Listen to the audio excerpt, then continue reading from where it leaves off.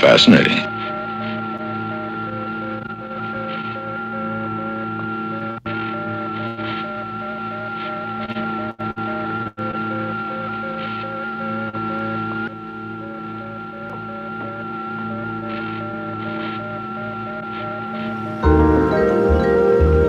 Well, hello, live stream. Live from 102-degree Texas. It's the Unfiltered pre-show.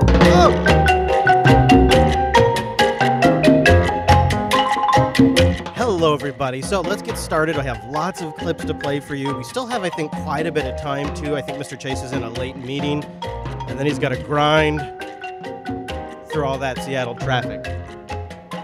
You know what, though? I'm taking care of you. I got lots of clips to entertain us until he gets here. We could tell some stories, we could do some Q&A in the chat room, so let's do that. Head over to irc.geekshed.net and join the hashtag #unfiltered. And that's what's up on our stream. Now, fair warning, I am not able to play video clips while I'm in Texas. That means while we're doing pre-show, audio only. I mean, you got the live stream, but only audio. Brace yourselves for that. Once Mr. Nunes is in his studio, we'll switch the stream over. We'll shut the stream down for a moment, switch it over. We'll be live from his location with video. So now I have warned you, so please pass that along when you see people stop by the chat room and ask as the pre-show goes on, because people will be joining us and they'll be like, where's the video? While we're doing the pre-show from Texas, no video. All right, I've explained it. I have to explain this a lot, you see. All right, so let's kick things off here in a moment.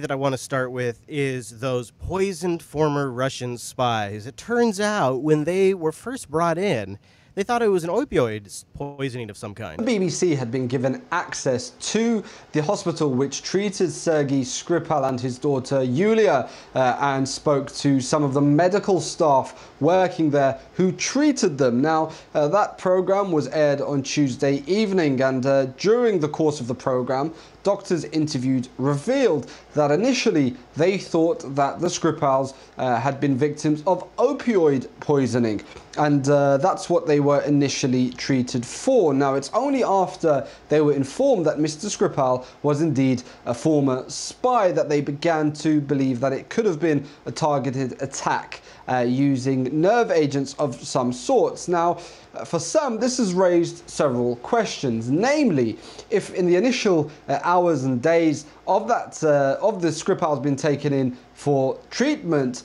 the doctors and nurses and the other medical staff weren't wearing protective clothing, how come none of them also got poisoned, which at the end of the day would have been the case had they been exposed to such nerve agents? Now, of course, there are different opinions offered up by the doctors in the course of that program as to exactly what happened, and it's still not yet clear how the Skripals were cured or how they were treated in order to get over their illness. Now, there are some, especially Russian chemical experts, who point out that the symptoms of opioid poisoning are very different to those of nerve agent poisoning, in particular of such powerful weapons grade nerve agents or weapons-grade chemicals.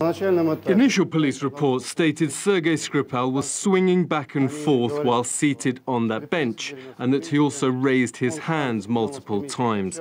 This description resembles a drugs overdose, and the initial version was that the Skripals were suffering from fentanyl poisoning. The first telltale signs of military-grade substance poisoning are rapid pupil constriction, spasms, and urinary incontinence. All these symptoms are absent from the initial reports and photos.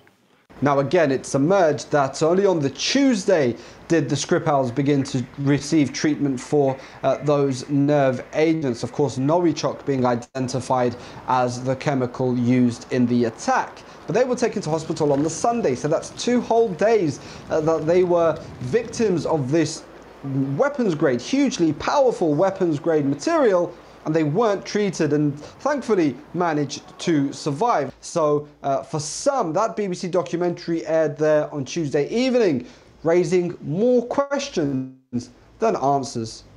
Let's recap what happened in Salisbury. The Skripals were found slumped on a park bench and taken to hospital on the 4th of March. That was a Sunday.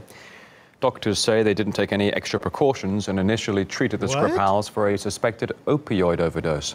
They changed tack when the police officer who had found them was also admitted to hospital 2 days later, and the identity of the ex-spy was revealed to them. Now, after the incident, the UK claimed that Russia was behind the attack, saying that only Russia had the means and the motive as well as a track record. Now, Moscow has repeatedly denied it had any involvement.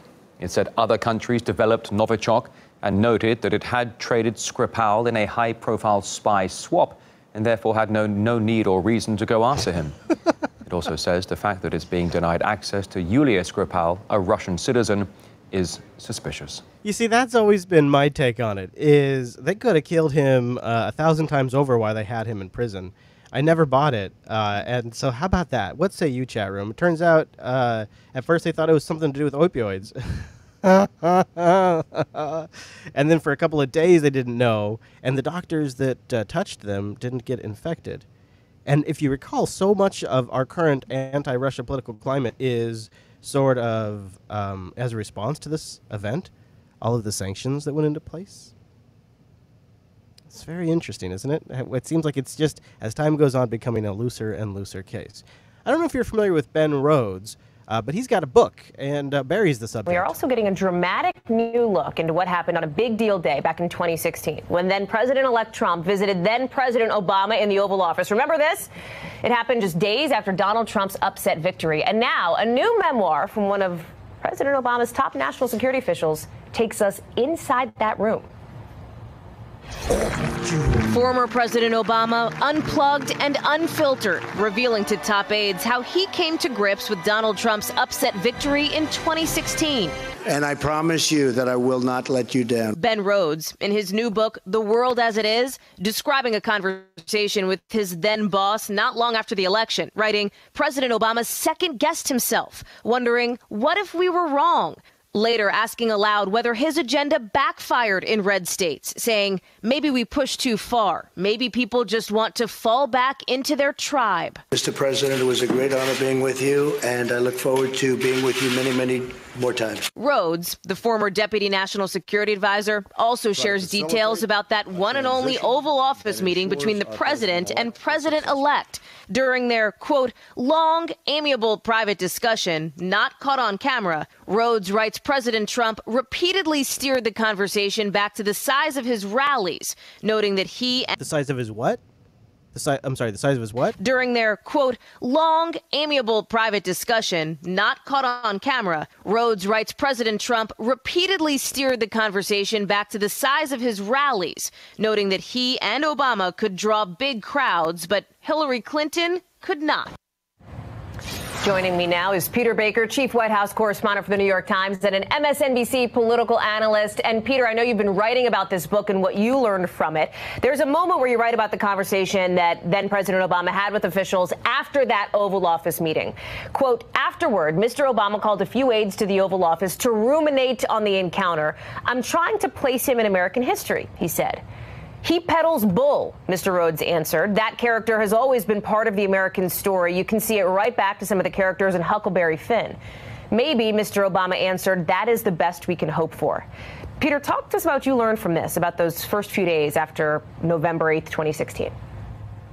Well, it's interesting because we haven't really seen much of an inside account of what President Obama was personally thinking at that point. I can't really. Sorry, that's enough for me. I don't like that. I almost never like that commentary stuff. Let's, I don't know. I don't mind the main host, but when they throw to the guest, it just always feels like the guest is there to serve a purpose. Let's see how Cucker does. Ever notice how sometimes the biggest stories get the least coverage? Something transformative happens that changes everything and nobody notices? Well, it's happened here. For the last 2 years or so, the rest of us have watched as the Democratic Party has been utterly transformed into something totally different. What was once the stodgy headquarters of the center-left establishment, the party of Harry Reid and Steny Hoyer and guys like that, now looks like a scene out of Burning Man, so far without the nudity. Starting on Inauguration Day, Democrats erupted in a primal scream, and they have not yet stopped yelling. Everything changed once Trump got elected. Celebrities threatened to abandon this country. Business leaders started behaving like political activists. Candidates for office so extreme that they'd rejected them just months before. News reporters became rigid propagandists. And then, weirdest of all, comedians lost their sense of humor. Here, for example, is deeply unfunny comedian Samantha Bee lecturing America about Ivanka Trump last night. Watch. You know, Ivanka, that's a beautiful photo of you and your child, but let me just say, one mother to another, do something about your dad's immigration practices, you feckless. He listens to you. Put on something tight and low cut and tell your father to stop it. Oh, man. A dumb person's political harangue masquerading as comedy. Well, profoundly sad filmmaker Michael Moore proclaimed all what you just saw, quote, brilliant. He called Samantha Bee a truth teller. Comedian Billy Eichner wrote on Twitter he thought Bee was being, quote, generous. Tonight, Bee is receiving an award from the Television Academy for, quote, leveraging the dynamic power of television to inspire social change. Well, Samantha Bee later apologized for that on Twitter, assuming a tweet rates as an apology. But doubtless that's just temporary. She'll likely be bragging about all of this at another award ceremony very soon. Meanwhile, Kathy Griffin, who is probably the single unhappiest person in this country, used her appearance on a daytime show called The View to launch another political lecture. When White House Press Secretary Sarah Sanders responded to that, Griffin wrote a profane tweet attacking Sarah Sanders. Blah, blah, blah, blah, blah. F you, basically. Where did Kathy Griffin learn to talk like that? Well, maybe from U.S. Senator Kirsten Gillibrand of New York, who is now regularly using the F word in her public appearances. Here's one. So what about President Trump? Has he kept any of these promises? No. No. Fundamentally, if we are not helping people, we should go the home. Now, she's not the quickest of the U.S. senators, but even so, it says something broader about what's happening in the Democratic Party. So the left is arguing that Trump is radical. How have they responded? By becoming way more radical, by going completely off the edge. They say Trump is vulgar. Okay. So now they shout profanity on television and at campaign events. Amazingly, Trump has somehow convinced the Democratic Party to completely destroy itself. No one ever says that, but it may be the biggest change he has brought to this country. It's fascinating. You think so? Destroy themselves? Seems, yeah, we'll see. We'll see how the midterms go. Maybe make that comment after the midterms. We will see. Okay, so that's Cucker. Now let's go back to MSNBC. See what I'm doing? I'm going from one extreme to the other just to screw with everybody, just to make sure I can try to trigger everybody in the chat room. Now this next one is a CNN panel, and they're talking about Joy Reid. And you may already be familiar, you probably are, with this whole Joy Reid controversy where some anti-gay stuff came out, and I can't remember. There's some other bigoted type language, like in a blog post and on a tweet or something like that, and she's not owning any of it, and she's totally trying to say, I was hacked, I was totally John Podested. Is the problem. Right, the lying question, we don't know if she's lying, but it looks like that. I'm highly David, skeptical. How's your interpretation of this? Brian, especially in this moment, in the media, where we are being told by the White House that the press lies. You know, this is the last thing. We should have the highest standards in the world. You know, if you look at the Fourth Estate documentary on the New York Times, and you see the levels they have to go through with editors and that to try to get it right, that's the image we need out there. NBC News does not need to be presenting somebody or being silent about something that says maybe this person sitting at this host desk is a liar. And also this lie, this alleged lie, is also kind of complicated in the sense that it's kind of nutty. It's the kind of thing you make up when you're really desperate. Students, like when you're backed into a corner. Yeah, students make these kind of But stories here's the up thing, when they David. don't have their work there. We see Reed's fans saying, hey, stop talking about Reed. The real threat is Trump. Maria, what about that pivot to say don't pay attention to Reed's issues? No, I think that this does to her credibility, because if she had just come out and apologized, period. People like redemption stories. People want to give people a second chance. People want to believe people when they say that they are truly sorry. Maybe liberals get more of leeway when it comes to evolution or evolving. Could be because we believe in evolution. but I think it also has to do with, this didn't happen yesterday. So this happened, what, 2005? That was a long time ago. So she can definitely say, I am not the same person that I was back then. Yeah. I apologize. And that would be it. But now the story is this. And frankly, it reminds me of the Anthony Weiner issue when Wolf presented him with the pictures, remember, on air, and he kept claiming that he was hacked. That's not a good memory for people to have when Joy Reid talks about her hacking. And now, the fact that they're not even addressing it, I think even shines more of a light on it. Why isn't MSNBC doing anything about this? And to me, this is the larger problem, right? Which is we have now created a world where shame doesn't exist anymore. Yes. And you look at some of the things that Sean Hannity has said or done that did not get him fired. There's a sense that we're all tribalists now. And if someone's coming after one of our people, we need to circle the wagons and protect that person. And that's what MSNBC is doing right now with Joy Reid. There you go. They're turning on their own. They're turning on their own. Woo! Mr. Chase is on the road. Just got an update from him. He's getting on the freeway now. Traffic is mean. He's inbound, though. Pre-show continues on in just a moment.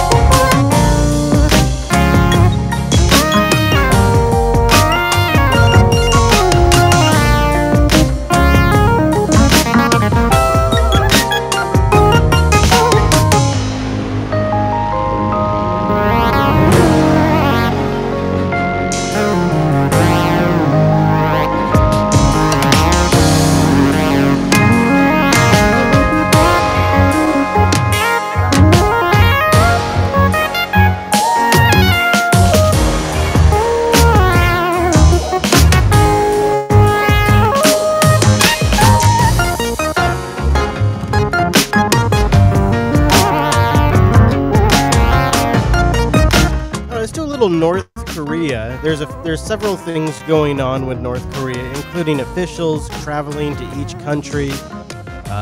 Russia's ambassador got down there, and some Korean officials came to the U.S.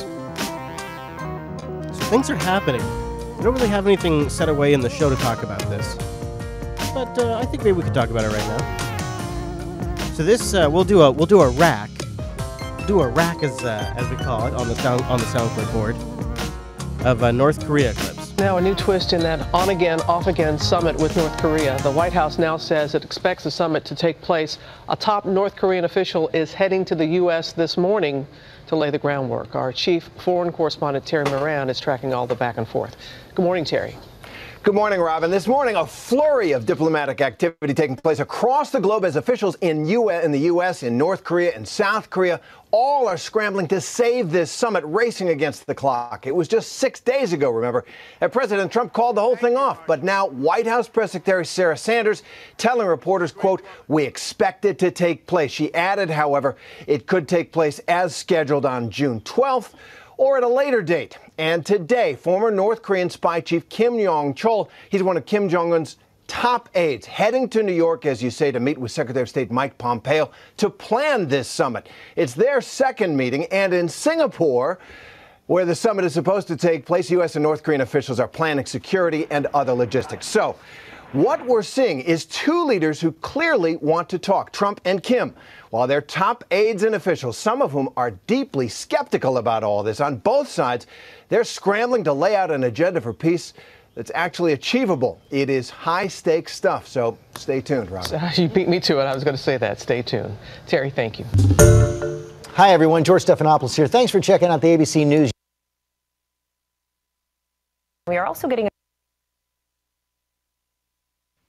North Korea's grand gesture, a letter from Kim Jong-un. Inside that oversized envelope comes just as President Trump is downsizing expectations. We're not going to go in and sign something on June 12th. We never were. We're going to start a process. Spending the weekend at Camp David. Today, the president's focus, reflected on Twitter, hit a wide range of issues other than the coming nuclear summit.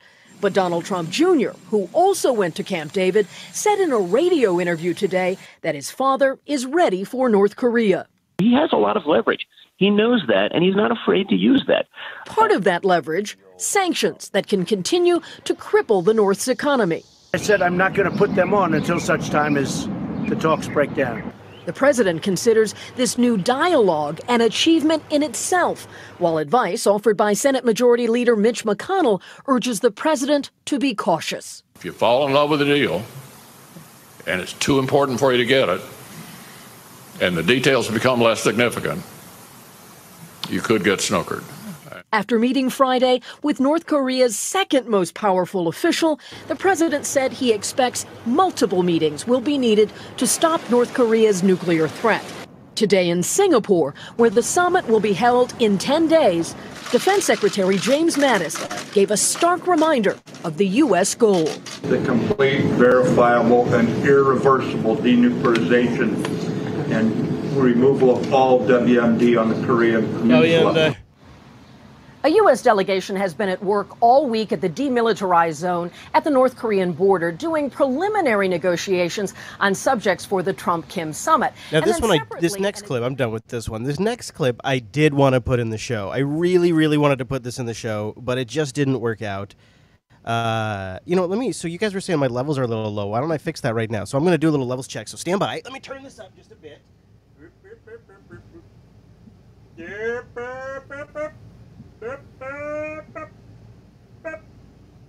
Okay, how's that? Is that a little better? That's a little more level. Oh, it's too much. It's too much. It's too much. Back it down. One notch.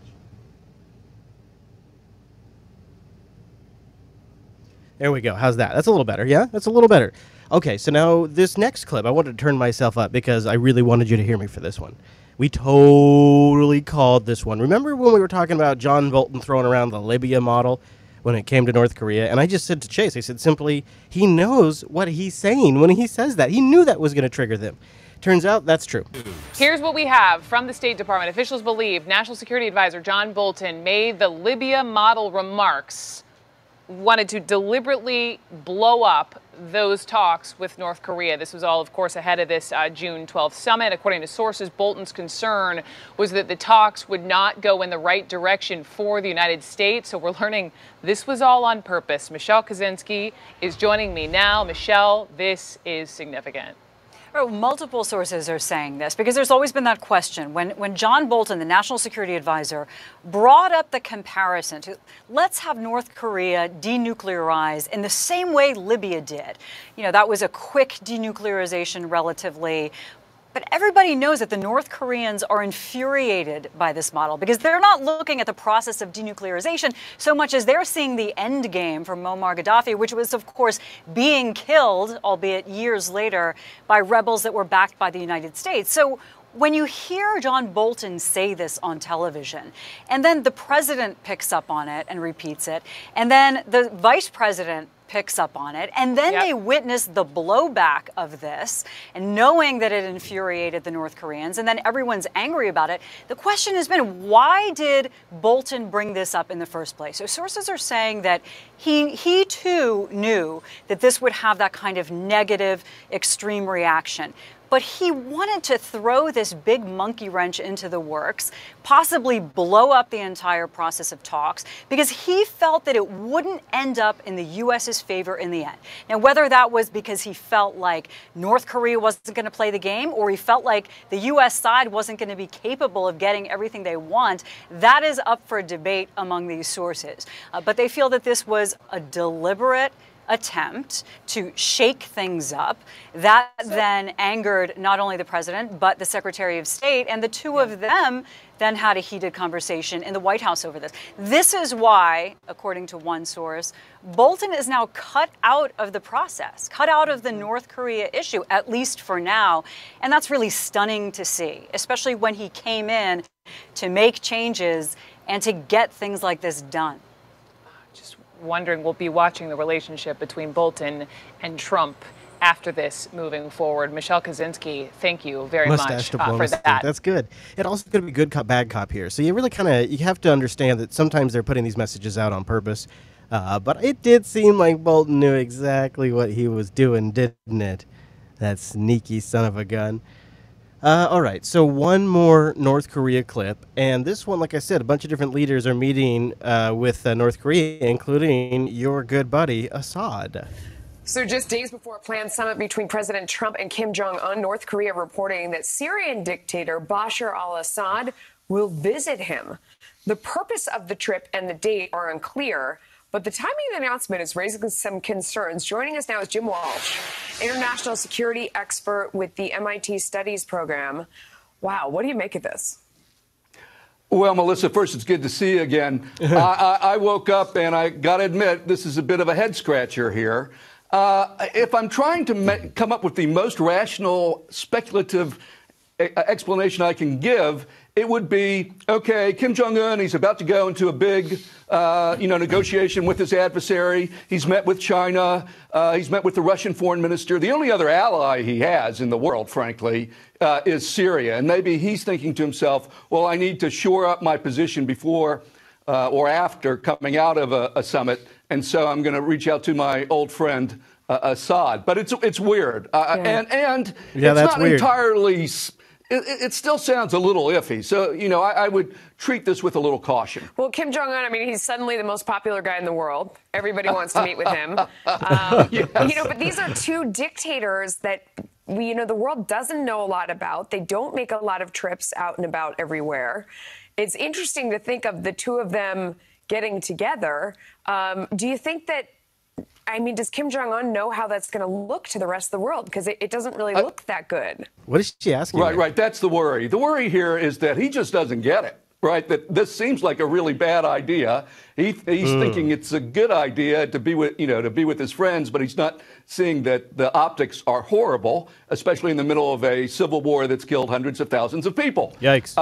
But, they have a lot in common. They're both sons who took over dictatorships. They both have, prisons.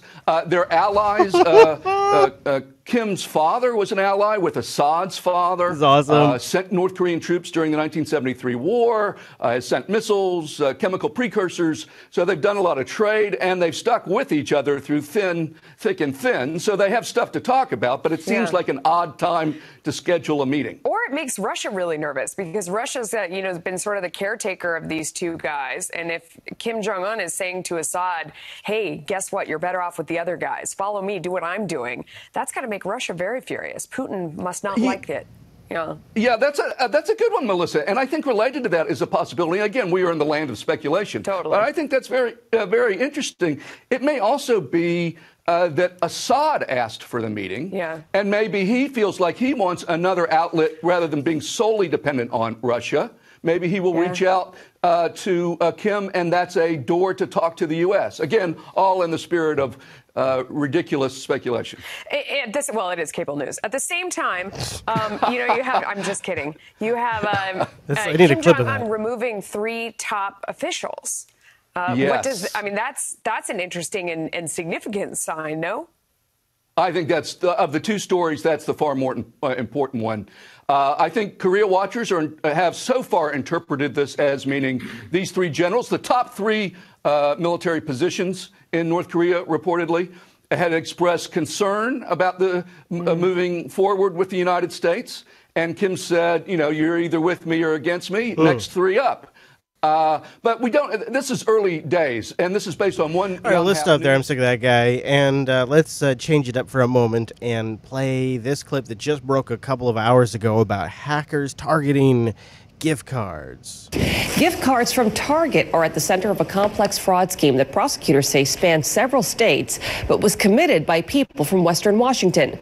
KOMO's Joel Marino is live outside Target with what was stolen and how. Joel?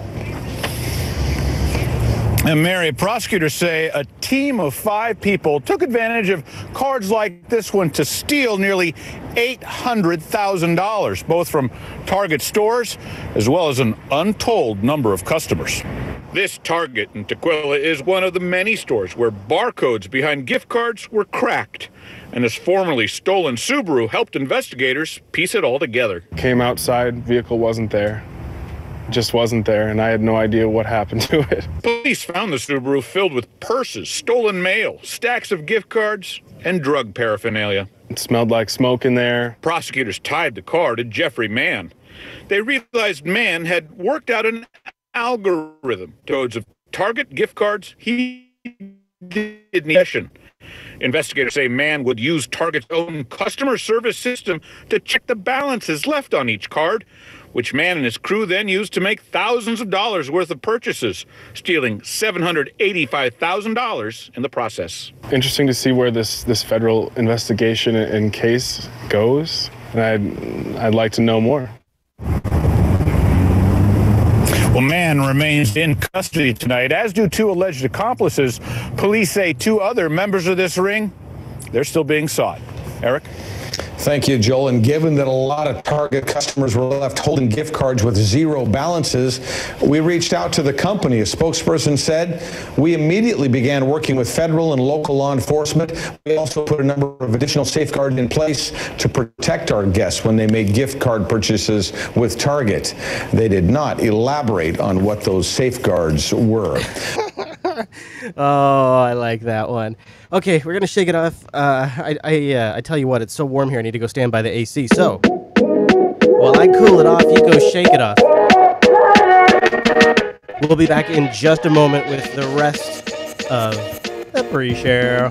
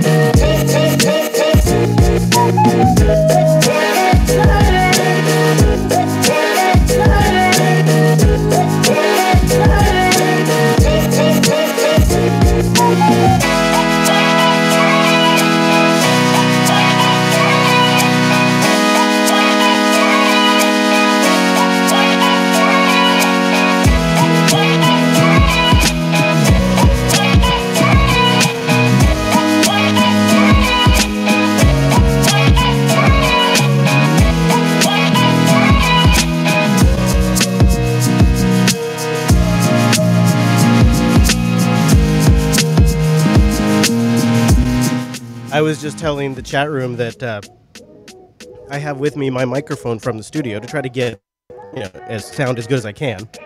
And the thing that's really weird is it's so hot here. When it's the ambient temperature in the space I am in the RV right now is probably about 98 degrees, and so everything is hot.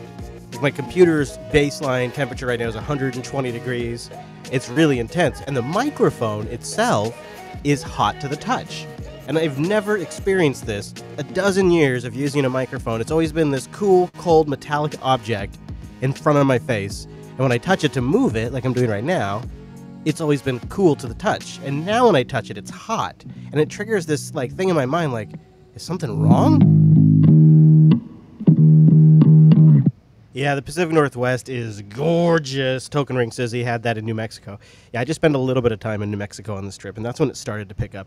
One of the things we did is we kind of, and I posted a picture in the Jupiter Broadcasting Telegram group.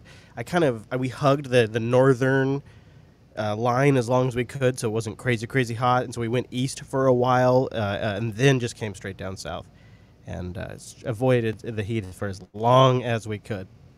Okay, now I got not one, but 2 racks on Trump.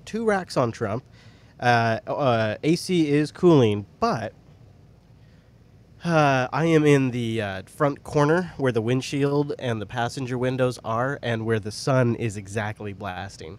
And so in this corner, it is exceptionally warm. And it's about 20 degrees hotter than anywhere else in the RV because, imagine a vehicle, right? You're in a car and the sun is just blasting down, and it's a black, it's mostly black and brown, and it's just blasting down. Plus the AC outlet is, 4 or 5 feet away from me. So the back half of the RV is a pleasant, I'd say 82, 81 degrees, maybe 85 degrees.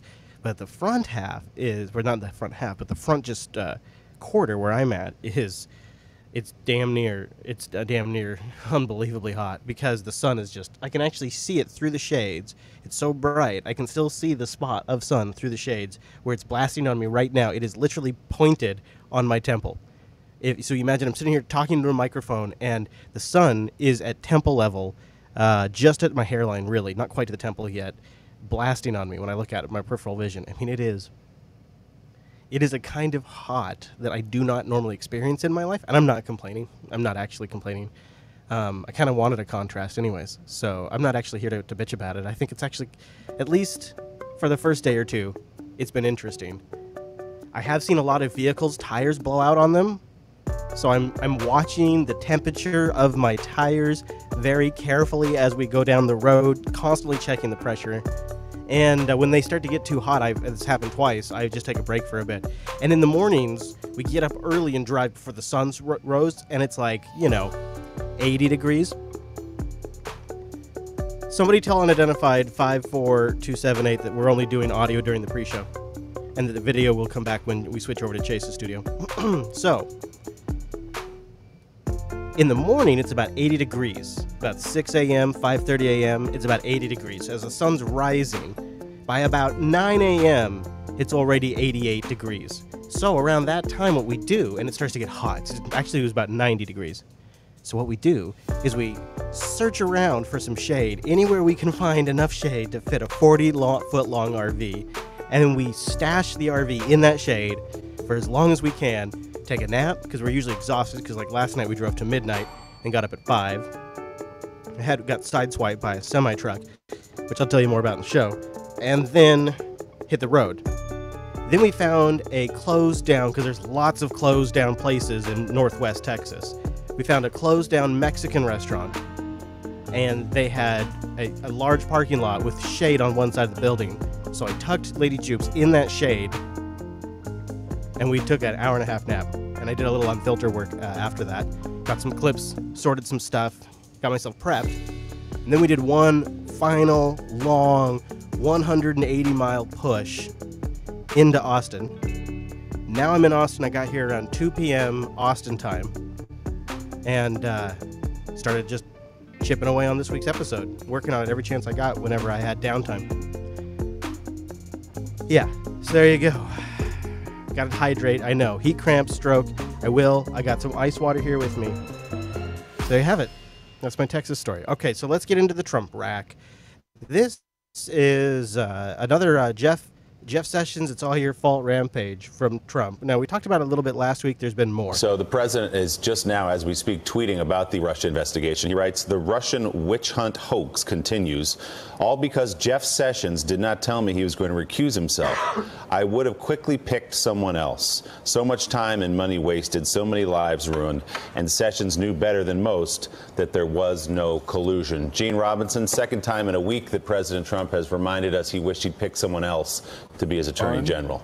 Unbelievable. Yeah. Unbelievable. It's you know, you keep saying we've never seen anything like this before, but the President of the United States continues to rake his attorney general over the coals for not recusing himself, which means for not protecting me and ending this investigation into my campaign's collusion with the Russians. And I call it just collusion flat out because of that meeting in Trump Tower. I mean, that was collusion. It didn't produce very much, but that's the only thing you can call it. It's just extraordinary, almost predictable, I guess. But the Manafort thing is crazy that he would do that. That he would try to communicate over these, I guess, encrypted messaging apps with witnesses, and think that prosecutors would somehow miss this, that this would all slip past them.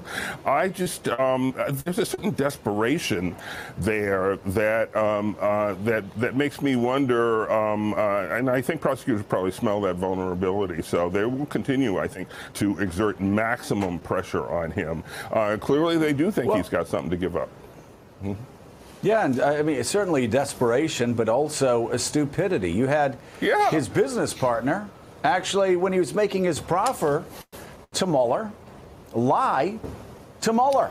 Made his situation, Gates made his situation even worse. And everybody that's gone in and been interviewed by Robert Mueller have all said the same thing. They've said, you know, he wasn't really asking us questions to get our answers because he already knew the answers. He was just going to see whether we were going to lie. And Gene, in this case, it is remarkable that these guys are so stupid that they don't understand, like the president, who they're dealing with. And I guess just on president, think about his tweets over the past week and a half to 2 weeks. He is manic. He is frantic. Yes. Yep. This is a guy who is cornered with every single tweet about Russia, about Sessions, about Mueller, about it all, about no collusion. He protests too much and shows just how cornered and desperate he is. Way too much. You look at the pattern of the tweets. You look at the you know, they come out in the morning and they're all over the map. And there is this sort of frantic. Again, desperate is a word I use for about Manafort, but that's what you get from the output of the president's Twitter feed these days. He's protesting at the top of his lungs, and you have to wonder if he's reaching some sort of crescendo in which he makes another attempt. I think it works as long as you guys keep covering it as fanatically as you cover it. So let's talk about Strauss. Do you remember that FBI agent who had the affair and the insurance plan? Well, now it turns out that there was more involvement with the Clinton probe than we knew. Now, this clip starts out, I think it's going to talk about Manafort at first, but then when they go to Catherine, Prop Heritage, they get into Strzok. The man who briefly ran Donald Trump's 2016 presidential campaign could be even in more trouble tonight. Paul Manafort is already awaiting trial on serious criminal charges. Now he's being accused of trying to influence potential witnesses. This happens as lawmakers learn more about two of the biggest topics in Washington these days. Chief Intelligence Correspondent Catherine Herridge has our report tonight. The FBI's espionage chief, Bill Priestap, with direct knowledge of the Clinton email and Russia investigations, testified for the first time behind closed doors for House investigators. How's it going in there? It's like going to the dentist. Priestap's former #2 FBI agent Peter Strzok was a central player in the Clinton email probe and later removed from the Russia case for anti-Trump bias. Based on testimony and documents, one Republican said Strzok appeared to be running the show. Strzok apparently is how you say his name, although there's I guess the Z is silent. I don't understand words. Okay, so I'm going to play it back just a little bit because this is sort of the key thing here. An email probe and later removed from the Russia case for anti-Trump bias. Based on testimony and documents, one Republican said Strzok appeared to be running the show. Not only the text messages that we have, but the emails that have been produced to the Oversight and Judiciary Committees. And so while technically that may have been a Bill Priestap call, I think it was more Peter Strzok driven. One committee Democrat said Priestap's testimony was straightforward, direct, adding he intervened once the extramarital affair between Strzok and FBI lawyer Lisa Page was known. He was a supervisor, and so I think that he took the appropriate actions once he found out about the nature of the relationship. Republicans want more information from Priestap about the alleged confidential human source that contacted Trump campaign aides. Priestap rarely traveled overseas, and lawmakers pressed him on a May 2016 trip to London and whether it was connected to the Russia probe that Strzok launched 2 months later. Those would be confidential, and I can't really speak to those today. Priestap, along with his former boss, FBI. There's never a better answer than that's confidential, and I can't speak to that, because then it does two things. It gets you out of answering the question, and two, it makes you sound like you know more than everybody else. Now, both those things are true, of course, but often, I just have this deep gut sense that often they don't know the answer themselves, but they want to sound like they're in the loop. A probe that Strzok launched 2 months later. Those would be confidential, and I can't really speak to those today. Priestap, along with his former boss, FBI Director James Comey, and others, are the subject of the long-awaited Inspector General's report into the FBI's handling of the Clinton emails. With congressional committees in a holding pattern, waiting for the report to drop any day, on Twitter the president questioned, quote, "What is taking so long on crooked Hillary and slippery James Comey," adding, quote, "Hope report is not being changed and made weaker." In a separate development, the special counsel alleged that former Trump campaign chairman Paul Manafort tried to tamper with potential witnesses to shape their testimony in the money laundering and tax fraud. Let's save that part for the show. Let's save that part for the show. Let's move to Giuliani. Giuliani was kicking up some dirt. Some fascinating new details adding to the knowledge about the Mueller investigation's search for the truth as they look at the interactions between the Justice Department as well as the officials at the FBI after the firing of former FBI Director James Comey.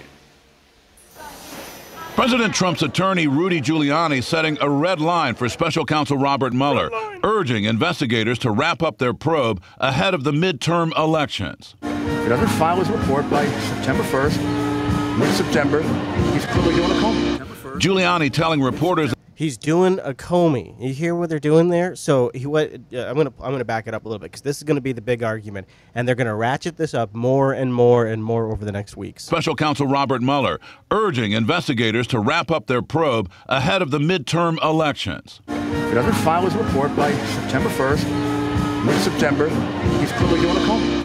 Giuliani telling reporters that he doesn't think Mr. Trump will fire the special counsel, although a source tells CNN President Trump and his team are going to continue to use the investigation as a political weapon heading into election season. Think about that. So you got a group there that's a lynching mob. We'll let the American people decide this. Republican Oversight Chair Congressman Trey Gowdy undercutting the president's latest attempt to undermine the Russia probe by claiming that the FBI planted a spy in his campaign. The fact that two people who were loosely connected with the Trump campaign may have been involved doesn't diminish the fact that Russia was the target and not the campaign. The White House continuing to push the debunked claim, but providing no evidence. Given what Trey Gowdy has said, is the president prepared now to retract his allegation that the FBI was spying on his campaign? No, clearly there's still cause for concern that needs to be looked at. Giuliani also telling reporters that Attorney General Jeff Sessions' job is safe for now, despite the president's escalating attacks over his decision to recuse himself from the investigation. There's no doubt he's complained about him. So what is he There's saying no now? doubt he has some grievances. I don't know that he had him out yet. But he's not going to fire him before this is over. Nor that I think he should. Mr. Trump endorsing the characterization of Sessions' decision as an unforced betrayal of the President of the United States. Yikes. After lamenting that he wished he had picked someone else for Attorney General. All this as a previously undisclosed memo written by former FBI Director Andrew McCabe offers new insight into the circumstances surrounding the firing of James Comey. A source tells CNN the memo details a conversation between McCabe and Deputy Attorney General Rod Rosenstein. During that discussion, Rosenstein said the president asked him to reference the Russia investigation in his letter recommending Comey's termination, according to McCabe's memo. Rosenstein did not comply and focused his letter on Comey's handling of the Hillary Clinton email investigation. He made a recommendation, but regardless of recommendation, I was going to fire Comey. I said, you know, this Russia thing with Trump and Russia is a made-up story. The New York Times reports that McCabe feared Rosenstein helped provide President Trump a cover story for the FBI director's firing. Now, this morning here at the White House, the president is expected to set out in just a little while for Texas. He's expected to attend a pair of fundraisers there in Dallas and Houston. He's also expected to meet privately with family members and victims of that recent school shooting in Santa Fe. John and Allison, back to you. Okay, Joe, thank you very much for all of that. Let's discuss it. We want to bring in CNN political analyst John Avlon and CNN legal analyst Michael Zeldin. He is the former special assistant to Robert Mueller at the Justice Department. And Michael, that's why I want to start with you. Stick with him. You know Robert Mueller's mind. You know how he is inclined. So when Rudy Giuliani says this about a date, how does Mueller respond? Listen to Giuliani. If he doesn't file his report by September 1st, mid-September, he's clearly doing a Comey. So will he fire him if he doesn't file the report by September 1st? I don't think he's going to fire Mueller. Mueller is creating his own problems. Michael, when he says he has to file by September 1st or mid-September, obviously Robert Mueller is not going to file before it's ready. But what is his response when he hears things like that from the president's lawyer? I think he just ignores it, as well he should. Rudy Giuliani does not set the timetable for this investigation. His wishing doesn't make it so. Mueller will issue his report pursuant to the regulations when he's decided that he has no more investigating to do. Full stop. That's what it'll be. And if it is such that the investigation is ongoing and they get into this window right before the elections where if they were to issue a report, it might be deemed to have an impact on the election, then he'll hold the report until after the election. So I think that's what is Mueller's point of view and Mueller's timeline.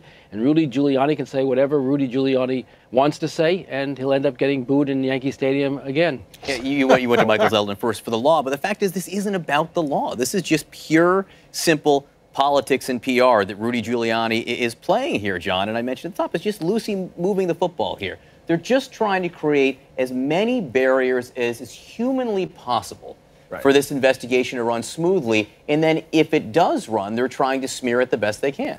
Right, and Rudy has admittedly. Rudy has admittedly, yeah. To your point, I mean, Rudy has said admittedly, that could be true.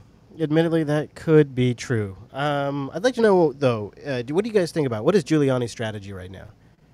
What is that crazy cat doing? Chat room, you tell me what you think he is doing. Also, a little time for some Q&A. Chase is about halfway to his studio right now, and he's picking up speed. Looks like traffic is clearing a little bit, so it won't be too much longer. So in the meantime, let's kick back. I'm going to go cool off a little bit, and you tell me, what is Giuliani's strategy? And if you got any questions for me, Unfilter related or not, Drop them in there, and we'll get to those in just a moment, too.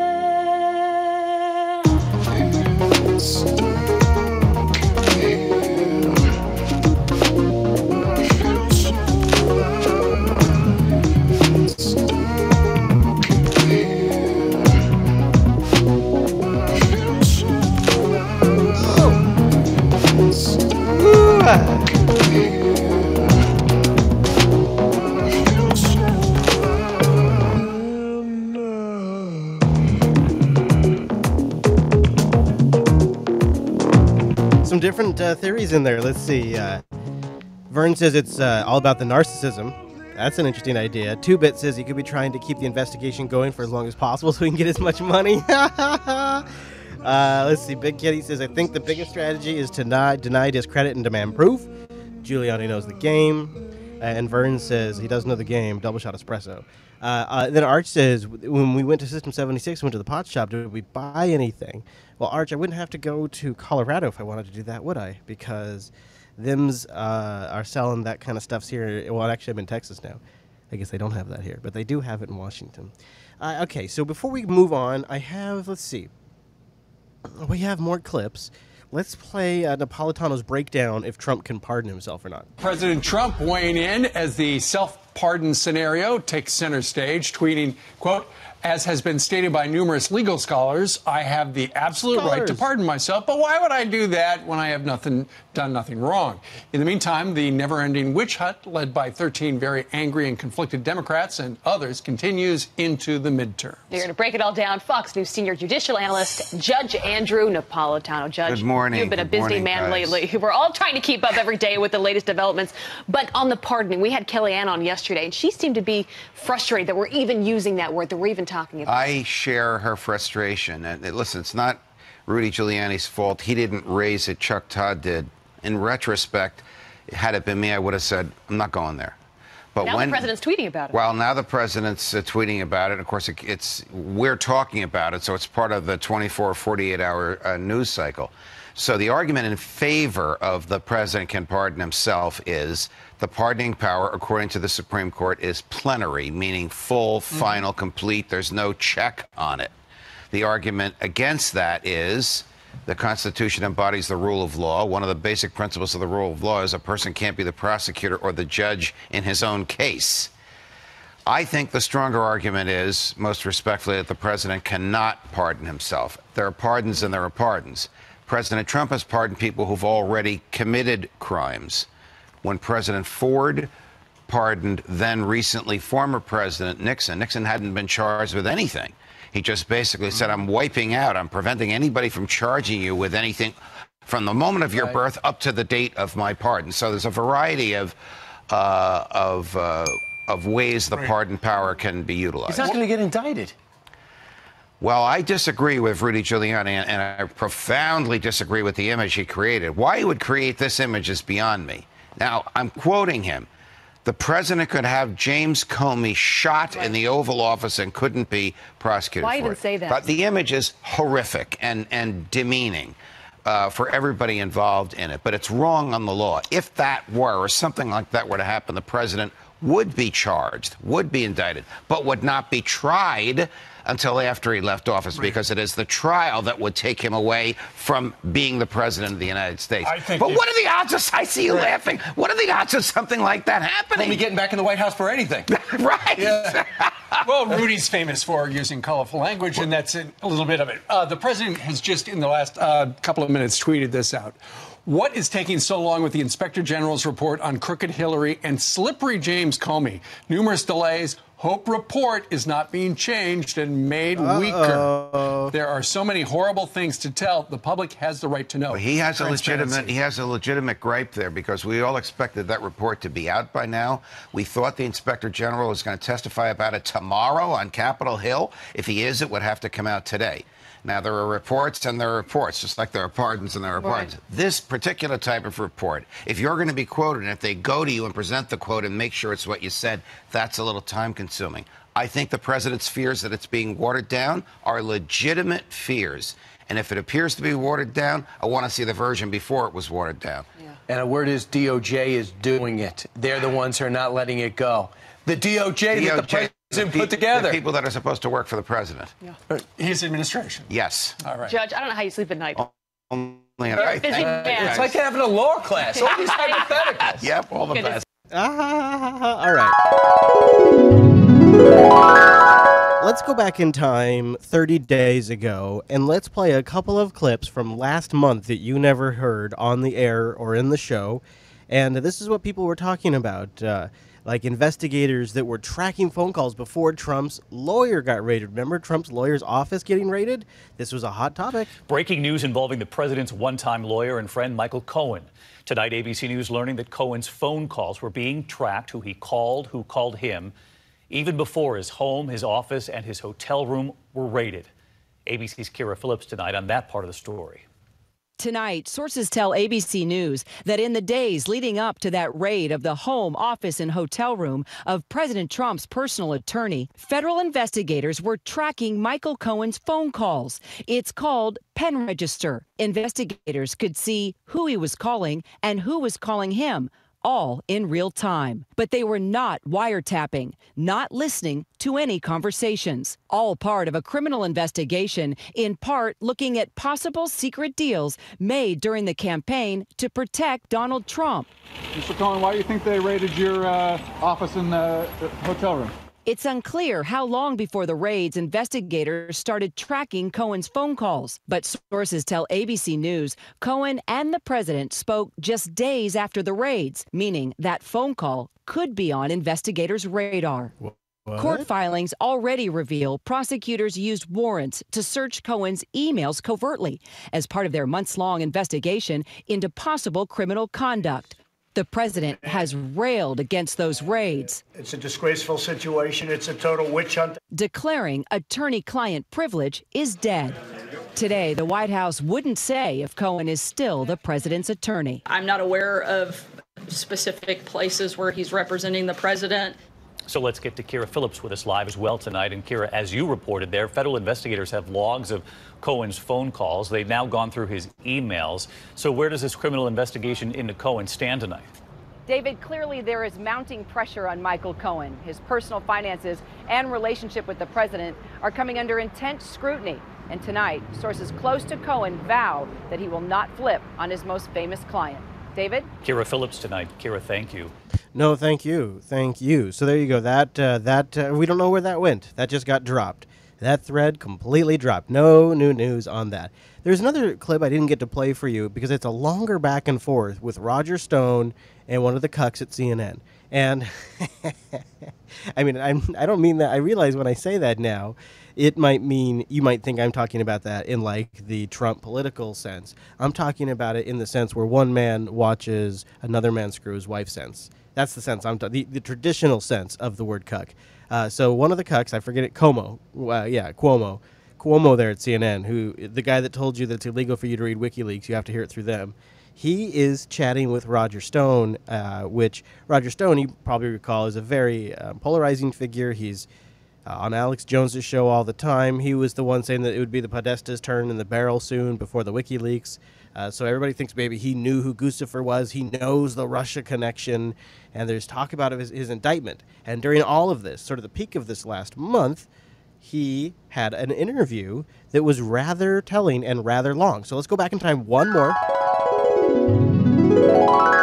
All right, the man you're about to meet is a longtime political ally of Donald Trump. He's been in politics for a very long time in New York State, on the federal level. He's been all over the place. His tweets and communications through the 2016 campaign predicting damaging information related to Hillary Clinton and John Podesta have been the subject of discussions for months. So does Roger Stone believe he is a target of the Mueller investigation? Let's ask former Trump political advisor Roger Stone. He's the author of a new book out tomorrow called Stone's Rules: How to Win at Politics, Business, and Style. Thank you for taking the opportunity. Great to be here. We'll talk about the book, although, really, my whole discussion with you is woven in and out of what your different rules are in the book. There's a lot of books. There's a lot of rules in there that the president ought to read right now. Yes. Well, we don't know that he's big on digesting information that way, but I'm sure you could pick up the phone. Okay, I want to stop right here. I'm already getting triggered. I won't do this a lot. I'll let it play so the interview doesn't get interrupted. But this is one of the things that Cuomo does with his guests that really bothers me. Let me go back a little bit further. Have been the subject of discussions for months. So does Roger Stone believe he is a target of the Mueller investigation? Let's ask former Trump political advisor Roger Stone. So he brings Roger Stone on and he says, thank you for taking the opportunity. Thank you for taking the opportunity to talk to me. Can you just take a moment and appreciate how narcissistic that is? Not thank you for your time. Thank you for coming on to speak with me. Thank you for taking this gift that CNN is giving you. Thank you for taking this gift that we're giving you. Thank you for recognizing that we're giving you a gift and you're accepting that gift. The author of a new book out tomorrow called Stone's Rules: How to Win at Politics, Business, and Style. Thank you for taking the opportunity. I hate that. To be here. We'll talk about the book, although, really, my whole discussion with you is woven in and out of what your different rules are in the book. There's a lot of books. There's a lot of rules in there that the president ought to read right now. Yes. Well, we don't know that he's big on digesting information that way, but I'm sure you can pick up the phone and communicate some. Whether it'll listen is a different one. 140 rules. Obvious nod to the old number of characters that were allowed in Twitter. Now it's been extended. Let me ask you something else, just to get some things on the record. The question they set up in the intro there was, do you think you're a target? Have you been contacted directly or through counsel by anybody from the special counsel's team? I have not. But, for example, you read in the paper, and you reported at MSNBC and CNBC, that Mr. Mueller is probing my dinners with Rick Gates and my meetings with him at the Trump Tower. Wants to examine the period in which we worked together in the 80s. There's a couple problems here. First of all, based on my recollection, I have one dinner with him with other people to discuss the makeup of the New York delegation to the Republican National Convention. I have no meetings with him whatsoever in 2016 at Trump Tower. I didn't know him until 2016. He did not work at Black, Manafort, and Stone in the 80s. He was evidently an intern at a successor firm. So you're saying the connection's not there. What I don't get is this. How does the special counsel not reach out to you? Just your bizarre coincidences, I'll give you a generous read on that until we get into it, with what was going to happen with WikiLeaks and Guccifer and the emails. How have you not been called in? Well, first of all, the claim that I knew in advance about either the alleged hacking of the Democratic National Committee, since the DNC never let FBI examine their server, we're not even certain they were hacked. But the idea that I had advanced knowledge is speculation. It's speculation based on you, though, Roger. You put it out there. Yes, and I'm a political animal. But Julian Assange came here at CNN in June of 2016 and said, I've got a treasure trove of documents about Hillary Clinton. You said you were talking to him meeting with him. You made this. No, I actually never said that. Spot on. Well, you did say to Sam Nunberg, I had dinner last night with Julian Assange. Which I think I've explained adequately was a joke to get Sam Nunberg off the phone. And I've obviously produced my passport, airline records, customs records. So that the meeting couldn't have been possible. Well, I was in Los Angeles, and I think I proved that. But how about the one that gets you the most? In terms of, and again, look, obviously I'm out of my depth because the special counsel hasn't called you in yet, and this would be a layup, I would think, at least to talk to you about it, is it's coming for Hillary. It's coming for Podesta. And then it came. Well, first of all, Assange says... Like right after. Assange says that he has a treasure trove of devastating documents. He says it in numerous interviews. As far as John Podesta is concerned, my tweet says the Podestas, not apostrophe S, meaning John and Tony, referring to the... is that true? I thought it was apostrophe S. No, but it still says the Podesta. Put the point, hold on. So, you read it from... But the gets removed, even in the House Intelligence Committee. But there is an apostrophe S. But it refers to multiple people. Well, you didn't write it that way. No, but the House Intelligence Committee drops the entirely, as have numerous media organizations. The point being... The Podesta does make a difference. That in April of 2016, the Panama Papers exposed the shady business dealings of John and Tony Podesta, and that is my reference. Nowhere do I predict that John Podesta's emails would be hacked because I have no advance notice. No, but you did say his time is coming. Well, because Paul Manafort... And then it came, by the way. Yes, that's the part. Yes, is that the truth winds up being a foil for you. All public information. Look, this is an effort to distract from the content of the WikiLeaks disclosures. I just can't. Incredibly embarrassing to the Clinton campaign. Well, but it's also about tracking who knew what and when and may have been coordinating or encouraging what would be illegal activity. There is no evidence whatsoever that I had advanced knowledge of the source. Other than you called it. 2 days before. Speculation, supposition, a conjecture, but no proof. Where's the proof? There is no proof. Yeah, I followed Assange's Twitter feed very assiduously. Yeah, we all did. See, that's the thing is, we all did. Like, well, not all of us, obviously, but a lot of us did, myself included, and it was obvious. I had a Google alert for him. I read every interview he gave. Yeah, he kept teasing it. You guys remember he said we'd be releasing it in a few days. We played the clips leading up to all of this. Foreshadow what he's doing. Just direct messages with Lucifer? How about that? Which I made available to the House Intelligence Committee 6 weeks after the hacking. So they're ex post facto. You went to law school. How can I be involved in collusion in hacking material after the fact? You need a time machine. It's chronologically impossible. We had one of those. The content. Well, you're assuming that point of contact. Well, banality aside, you're assuming that the timing of it is a full appreciation of what the full context of the relationship was. That would be a case for you to make, if ever asked. Again, the special counsel has 24 words in an exchange on Twitter direct messages, which is innocuous and happens after the fact. So on the basis of the content, the timing, and the context, there's no evidence. Why even reach out to somebody like that who was connected Thousands to of journalists potential Russian... I was covering this. I have to do 5 shows a day for 5 shows a week for So it was InfoWars. journalistic curiosity. You didn't want to know? Of course I wanted to know. I'm a political animal. Right, but it seemed like if I were to call the guy and find out what he did and what he wanted to cop to, that's one thing. You seeming to want to encourage and develop some relationship with him is different. Fair point? I wanted to find out what he knew. It's ironic that we have a movie right now, The Post, praising the Washington Post for publishing the Pentagon Papers, classified information.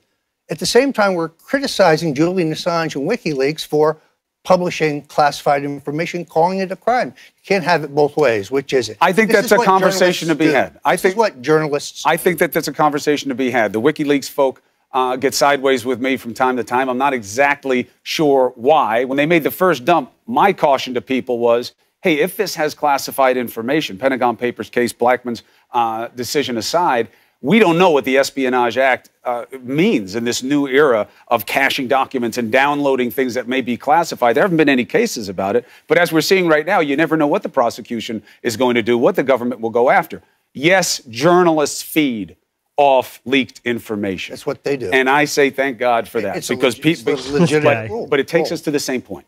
Truth. What is the truth? Is the truth that you knew what was happening? Is the truth that you were encouraging what was happening? Because exactly what you say, you are a political animal, and you wanted to help your friend. You don't believe those are legitimate questions? Oh, they're legitimate questions, but I've answered them ad nauseum again and again and again, including under Except oath. from the special counsel. Well, but under oath in front of the House Intelligence Committee, where my testimony is both complete and entirely. But they don't have the teeth that the special counsel does. That's why I think it's odd. And Michael Caputo, who obviously you know very well, he says he sits down with them. I'm sure you've heard this from him directly, but that they have a collusion, coordination on their mind. They know a lot about it. Does that make you nervous? No, because I'm not involved in any collusion, coordination, or conspiracy with the Russians or anyone else. And there's no evidence to the contrary. So the book. Oh, all right. 140 so rules. I want to also now play the media's reaction to their coverage, or Fox's coverage, of the Trump pardon story. Well, I feel like the heat's starting to get to my brain. I feel like it's slowing down a little bit. So this is the meta coverage of the day, really. You don't hear a whole lot of praise for Fox News from most of the mainstream media. They prefer to poke at the caricature of Fox, reducing it to a handful of opinion shows that are largely sympathetic to President Trump. But Fox has a thriving news division that tries to report fairly on the president, say, on his battle with Bob Mueller. And that is generating some chatter. Here's a Washington Post story. On Fox News, of all places, Trump's spy claim is debunked by Trey Gowdy and even Judge Napolitano. Got that? Fox News, of all places. Andrew Napolitano challenged the president's contention that the Obama administration deliberately spied on his campaign after GOP Congressman Trey Gowdy told Martha McCallum the FBI acted properly.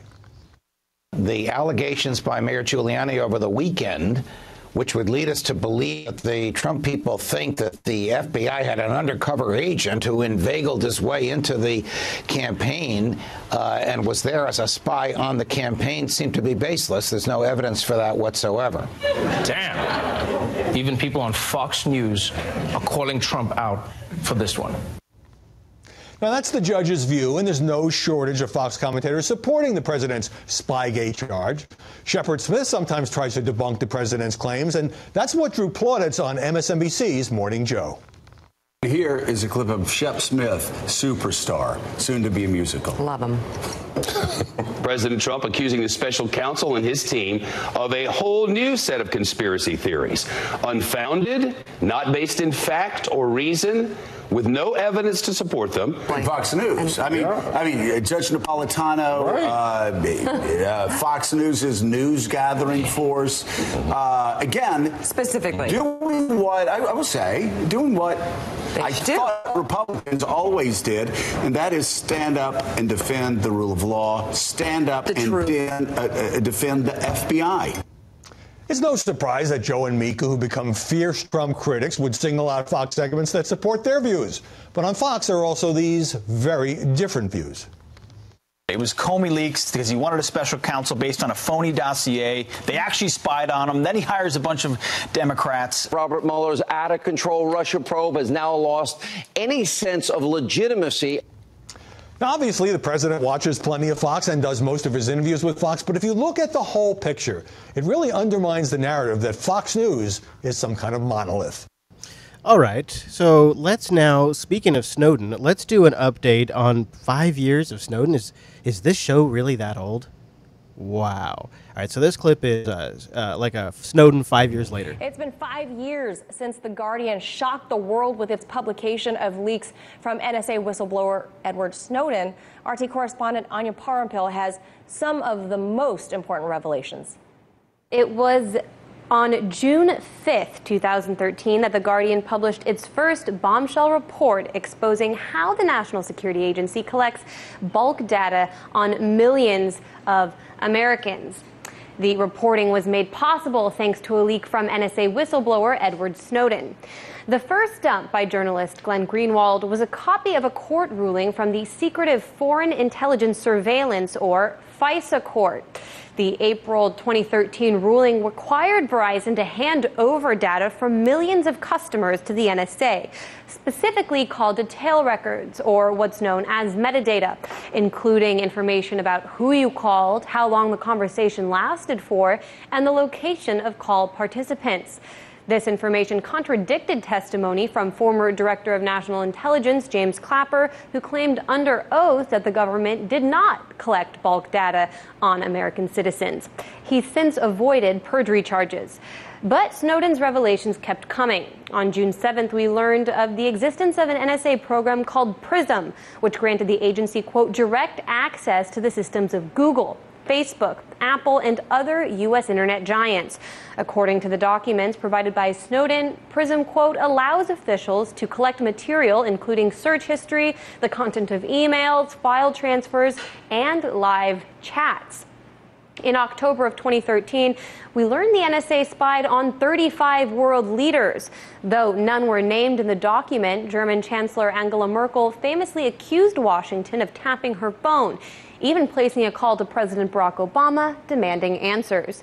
These are just a handful of what we learned thanks to Edward Snowden's leaks. Journalist Jeff Mackler says the revelations were a wake-up call for the average American. From the point of view of the average citizen, I think the Snowden revelations were absolutely shocking. They are outraged, the vast majority, in my view, that the government is spying on their personal lives. They want to limit the capacity of the people to organize, to defend and advance their own interests as opposed to those of the 1%. So Mr. Snowden, who is now being roundly persecuted and pilloried because he dared to tell the truth about a society that is so far from being democratic. The question still remains how democratic the society is today. 5 years on from Snowden's first leaks, is the national security state any more restrained? Back to you.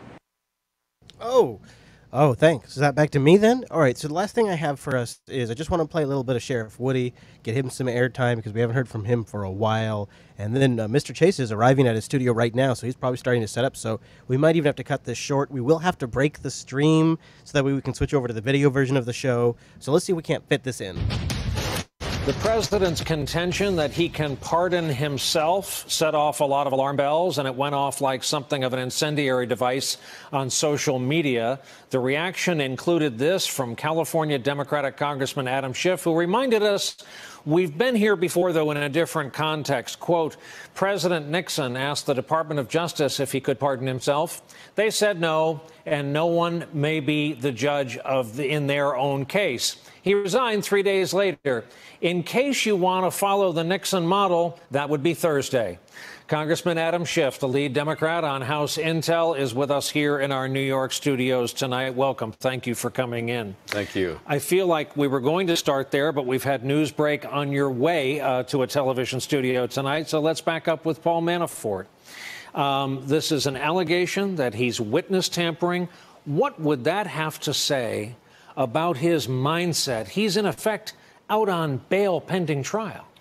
Well, it says a lot. It says, for one thing, that he's terrified of the system and willing to engage in such a reckless act as to try to compound his problems. It also says to me that he must not be certain that he's going to get a pardon after all. And maybe he hears the president diminish his role in the campaign. Well, he was there for a short time, and maybe he's taking that to mean the president is going to want to be arm's length. But at the same time, of course, you got the president sending completely different signals that he can pardon anybody he wants. He can pardon himself. There's no limit to the mischief that he can commit with the pardon. But I think it's a sign of desperation on Manafort's part. Desperado. I am guessing with some knowledge you did better than average in law school, went on to be a federal prosecutor among your other job titles. Sorry, I just got a little bit of hair on my... Oh, sorry, what was that? Talk about self-pardoning. Vis-a-vis our discussion in the last segment, it really would place one person above all known laws for the rest of us. It would. I would never claim to be a constitutional scholar, but I studied under a very good one, Larry Tribe. And I think the reality is you don't interpret one section of the Constitution as in such a way that would render moot other parts of the Constitution. You can't faithfully execute the laws if you're also using the pardon power to obstruct justice. If we consider that power absolute, it would mean the president could order all kinds of people to violate the law and then simply pardon them. He could commit any kind of violations of law and simply say, it's my Justice Department. You can't indict me. You can't prosecute me. You can't touch me. That cannot be the case. The Constitution is not a suicide act in any respect. We don't have a monarchy, and this absolutist construction is just dead wrong. Before Frost Nixon was a film, it was an actual thing. It was David Frost, the British journalist, Richard M. Nixon, the former president. I want to show you a clip vis-a-vis what you put out on social media. We'll talk about it. Second time in one interview. So what, in a sense, you're saying is that there are certain situations where the president can decide that it's in the best interest of the nation or something, and do something illegal. Well, when the president does it, that means that it is not illegal. So you're saying same mindset at work, different circumstances today from 1977. Oh, I see Absolutely. what they're doing there. In that statement, President Nixon. So smooth. I see what, it's so smooth, so clever. Is saying effectively, I am the law. Donald Trump has said, this is my Justice Department, not the Justice Department of the American people. It's mine.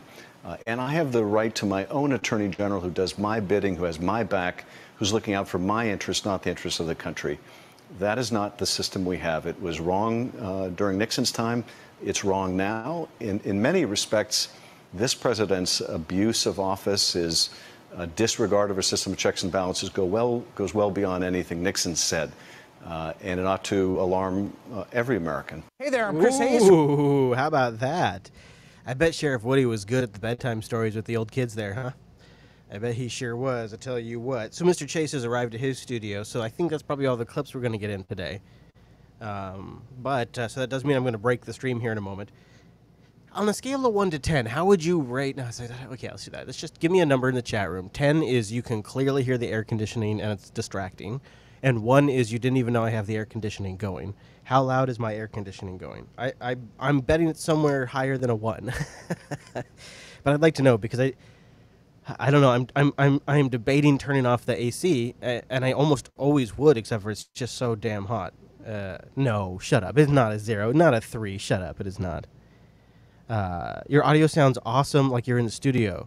But it does get choppy every now and then, Omni. Yeah, I'm over on MiFi. So that doesn't surprise me too much. Really, it's that low? Well, then I am going to leave it going. Jesus. Whew. Yeah. So, yeah, sorry about the choppy audio from time to time. I am remoting into the studio and doing a remote production. And every now and then, I think it kind of fluctuates. The connectivity does. Really, it's a 1. Jeez, that's not what I would have expected. All right, I got a special Texas track for us as I'm getting out of here to make room for Mr. Chase. Yeah, it does have decent sound rejection, but I think maybe it's also partially the encoding and the gate and all that kind of stuff. It's a mix of things, but in my headphones I still hear it quite a bit.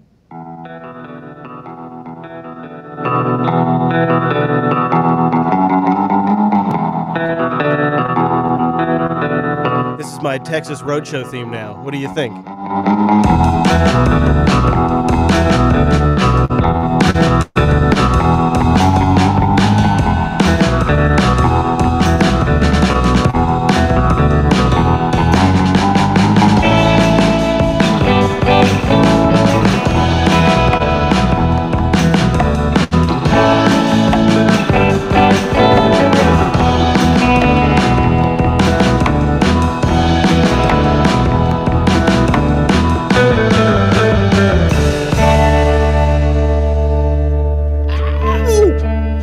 So I'm going to make room here.